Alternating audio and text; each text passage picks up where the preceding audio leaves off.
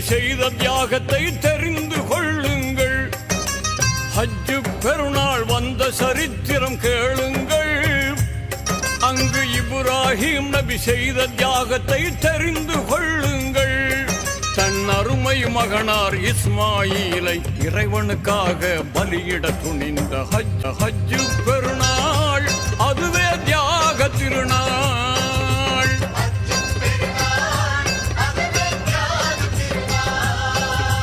ஹஜ்ஜு பெருநாள் வந்த சரித்திரம் கேளுங்கள்.